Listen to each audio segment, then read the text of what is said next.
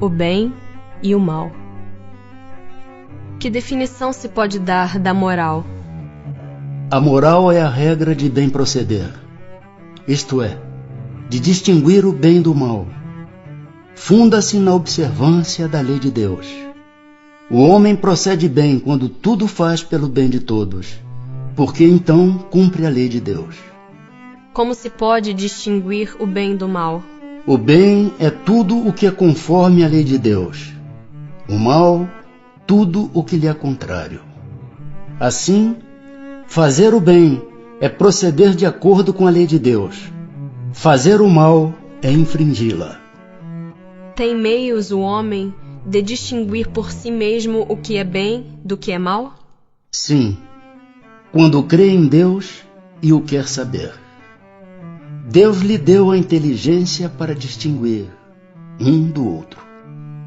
Estando sujeito ao erro, não pode o homem enganar-se na apreciação do bem e do mal e crer que pratica o bem quando em realidade pratica o mal? Jesus disse: vede o que querias que vos fizessem ou não vos fizessem.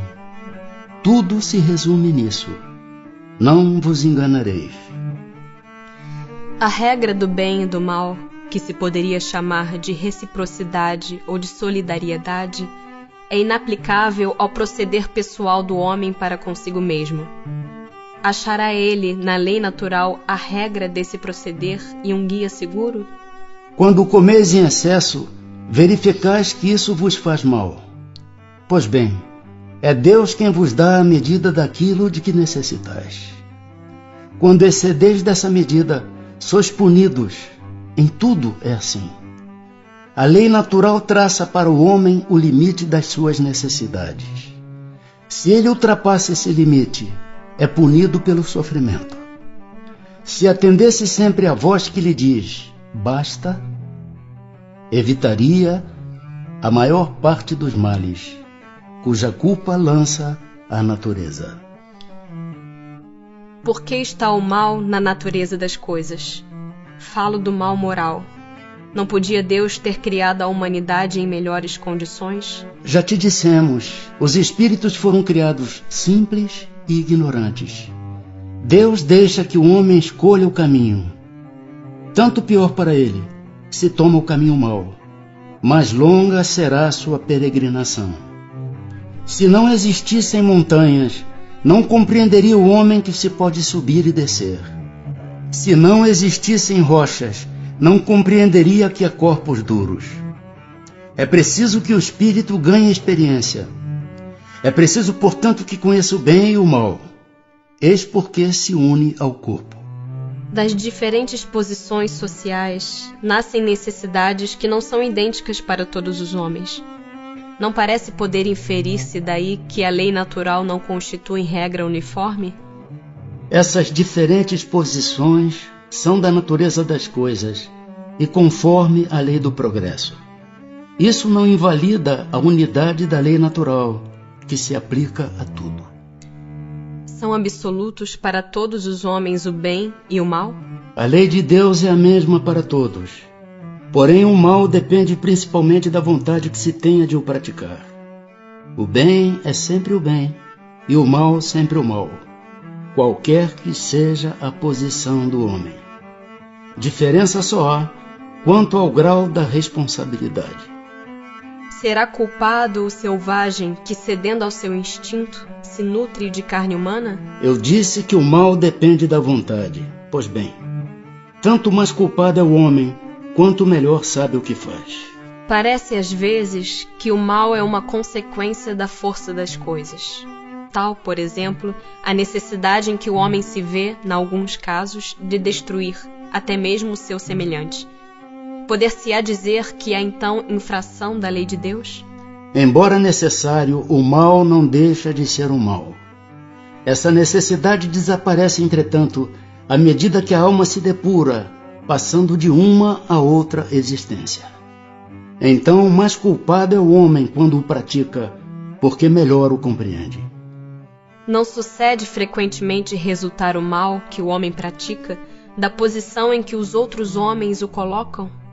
Quais, nesse caso, os culpados? o mal recai sobre quem lhe foi o causador. Nessas condições, aquele que é levado a praticar o mal pela posição em que seus semelhantes o colocam, tem menos culpa do que os que, assim procedendo, o ocasionaram. Porque cada um será punido não só pelo mal que haja feito, mas também pelo mal a que tenha dado lugar. Aquele que não pratica o mal, mas que se aproveita do mal praticado por outrem, é tão culpado quanto este? É como se o houvera praticado. Aproveitar do mal é participar dele. Talvez não fosse capaz de praticá-lo, mas desde que achando-o feito, dele tira partido, é que o aprova. É que o teria praticado se pudera ou se ousara. Será tão repreensível quanto fazer o mal, o desejá-lo? Conforme.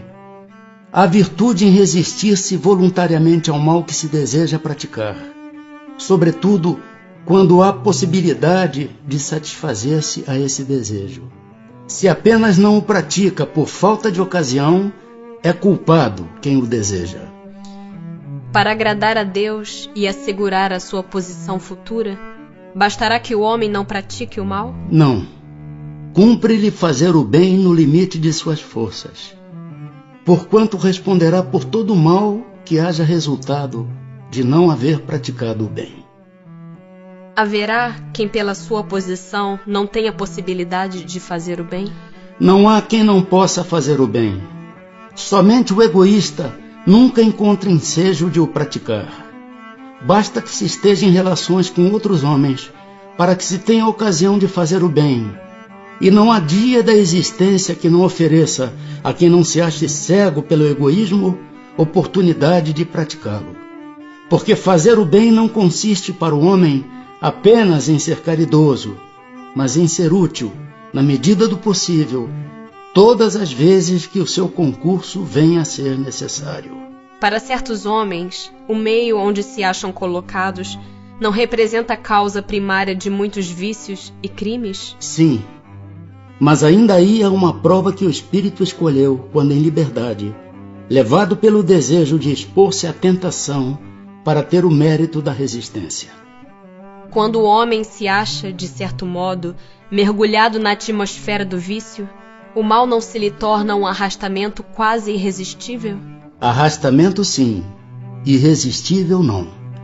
Porquanto, mesmo dentro da atmosfera do vício, com grandes virtudes, às vezes deparas.